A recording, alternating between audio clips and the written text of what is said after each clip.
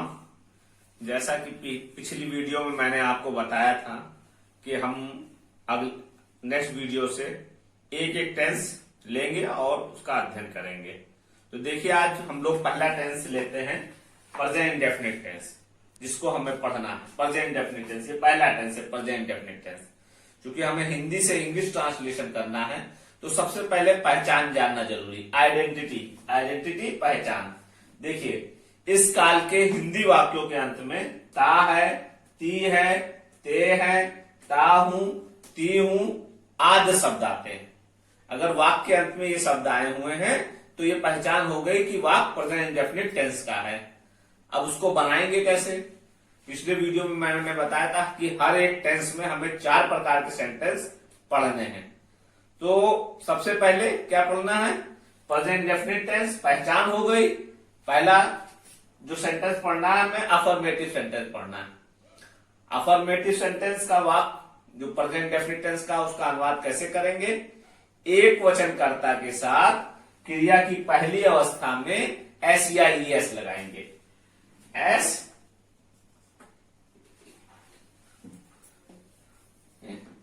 First form, verb की first form of verb, plus S या ES. एक वचनकर्ता के साथ क्रिया की पहली अवस्था में first form of verb plus S या ईएस। एक वचनकर्ता के साथ क्रिया की पहली अवस्था में एस या ईएस लगाते हैं। अब यहां पे क्या करेंगे? बहुवचनकर्ता के साथ वर्ब की फर्स्ट फॉर्म, बहुवचनकर्ता के साथ केवल क्रिया की पहली अवस्था लगाएंगे। आई, वी, यू, दे और जो एक से ज्यादा होंगे वो बहुवचनकर्ता में आएंगे। ही, सी, इट और नेम, राम, सीता, गीता, ये एक वचनकर्ता में आएंगे। तो एक वचनकर्ता के साथ क्या? क्रिया की पहली अवस्था में एस या ईएस, और बहुवचनकर्ता के साथ केवल क्रिया की पहली अवस्था लगाते हैं। जैसे आइए देखें, एग्जाम्पल देखें।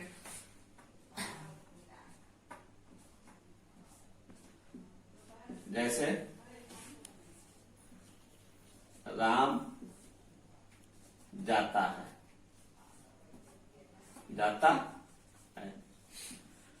अब देखिए, राम यहां पर एक वचन है, जो है सेंटेंस क्या है? प्रेजेंट इंडेफिनिट टेंस का, क्योंकि लास्ट में ता है आया है। मतलब प्रेजेंट इंडेफिनिट टेंस हो गया। राम एक वचन है, तो एक वचनकर्ता के साथ क्रिया की पहली अवस्था में एस या ईएस लगाते हैं। यानी राम गोज,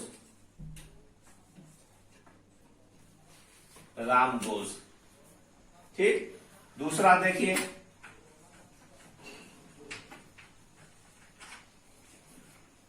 हम जाते हैं,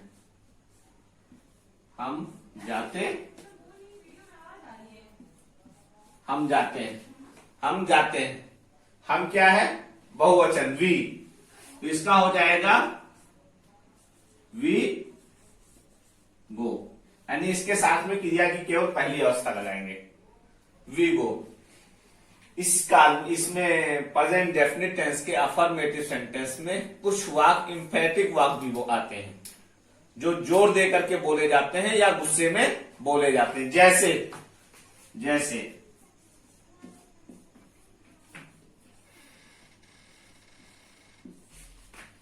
जैसे राम जाता तो है। अब इसको कैसे बनाएंगे? राम जाता तो है, तो अब ये भी प्रेजेंट इंडेफिनिट टेंस ही है। इस तो को अगर हटा दिया जाए, तो को ना देखा जाए, तो राम जाता है, तो आने से क्या हो गया? एम्फेटिक, मतलब जोर दे करके या गुस्से में बोले जाने वाले वाक्य।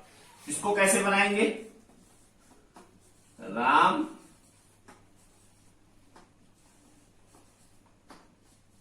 डस गो, राम डस गो। ठीक।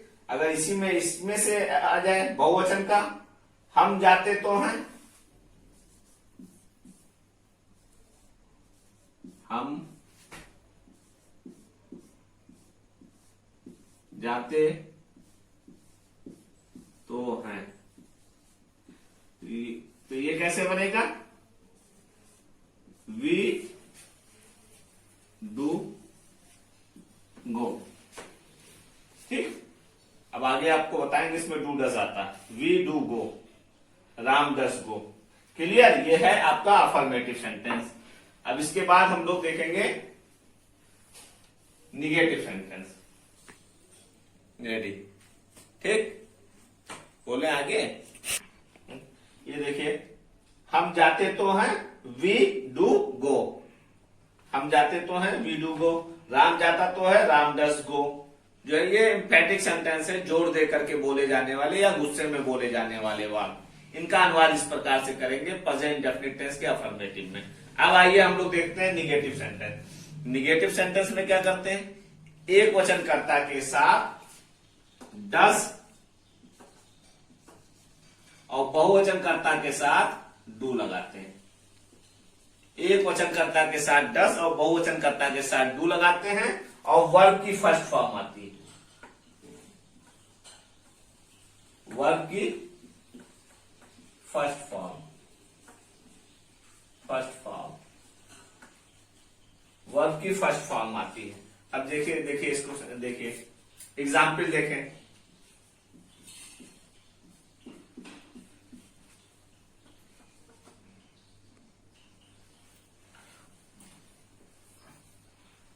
वह खेलता है, खेलता है, वह खेलता है। नहीं, निगेटिव है ना, निगेटिव है। वह नहीं खेलता, सॉरी। देखिए निगेटिव में वह नहीं खेलता है, नहीं खेलता है, वह नहीं खेलता है। ही एक वचन है तो does not, he does not play. यानी एक वचन है तो डज नॉट, और बहुवचन है तो डू नॉट। एक वचन है तो डज नॉट, बहुवचन है तो डू नॉट लगाते हैं। ही निगेटिव सेंटेंस में जिसमें नहीं आता है, एक वचन के साथ डज नॉट, बहुवचन के साथ डू नॉट। वह नहीं खेलता है, ही डज नॉट प्ले। अब इसी का बहुवचन आ जाएगा, जैसे मान लीजिए वे नहीं खेलते हैं, वे नहीं खेलते हैं, वे नहीं खेलते हैं। अब ये बहुवचन का है तो क्या हो जाएगा? दे डू नॉट प्ले,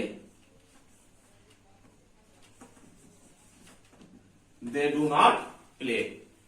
ठीक, ये है निगेटिव सेंटेंस। बहुवचन है, दे डू नॉट प्ले। अब हम लोग देखेंगे इंट्रोगेटिव सेंटेंस।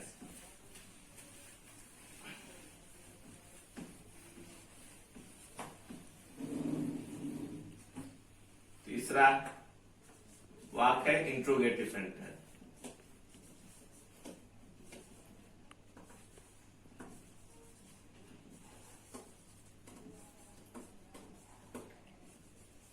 इंट्रोगेटिव सेंटेंस,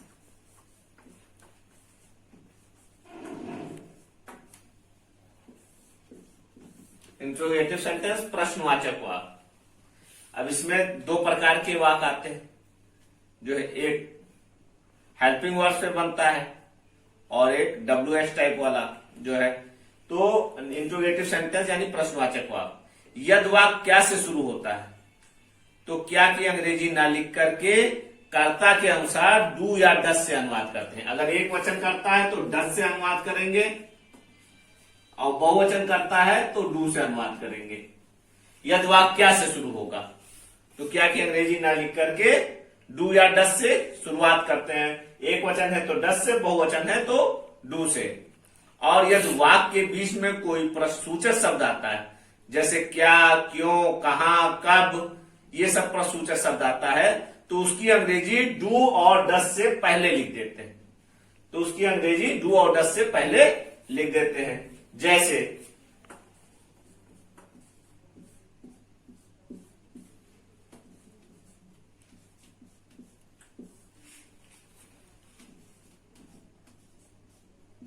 क्या राम गाता है। अब ये इंट्रोगेटिव सेंटेंस है, क्या से शुरू है, तो इसका अनुवाद कैसे करेंगे। क्या की अंग्रेजी नहीं लिखेंगे, क्या की अंग्रेजी होती है व्हाट, लेकिन व्हाट नहीं लिखेंगे, बल्कि डू या डज में से एक लगाएंगे। क्योंकि राम एक वचन है तो डज लगेगा। Does Ram go, does Ram go. दूसरा देखते हैं, अगर वाक्य के बीच में कोई प्रश्नसूचक शब्द आए तो, जैसे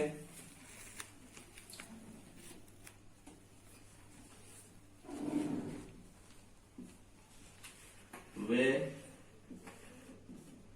कहां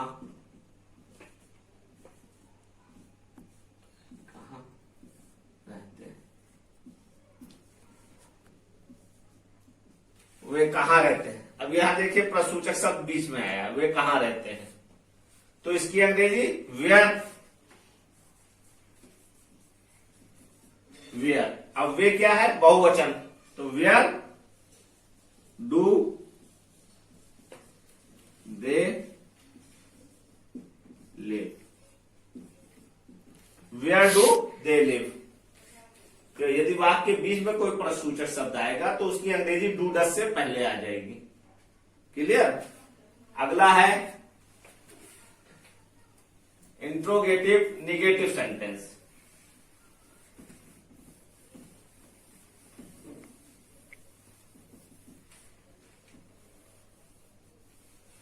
चौथा है इंट्रोगेटिव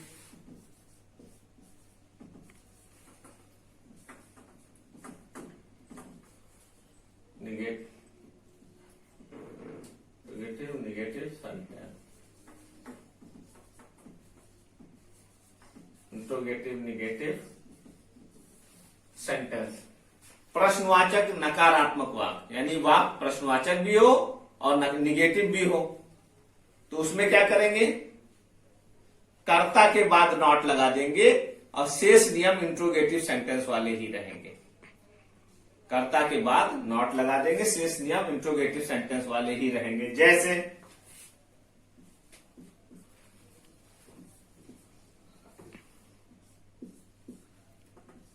क्या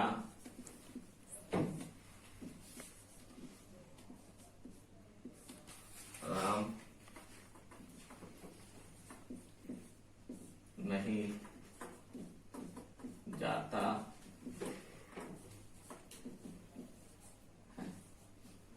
क्या राम नहीं जाता है, तो क्या से शुरू हुआ है, तो डस से ही बनेगा, क्योंकि राम एक वचन है।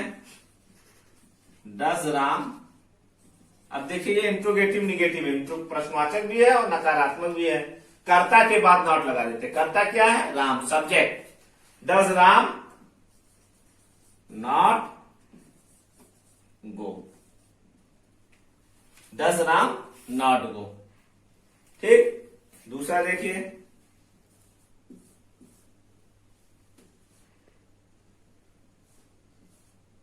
तुम क्यों नहीं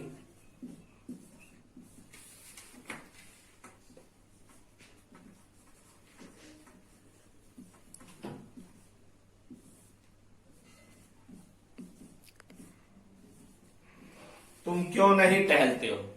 अब यहां देखिए क्यों भी आया, नहीं भी आया, प्रश्नवाचक नकारात्मक, तो क्यों की अंग्रेजी सबसे पहले लिखी जाएगी वाई। तुम बहुवचन है, वाई डू यू, करता यू के बाद में नॉट लगा देंगे, why do you not walk,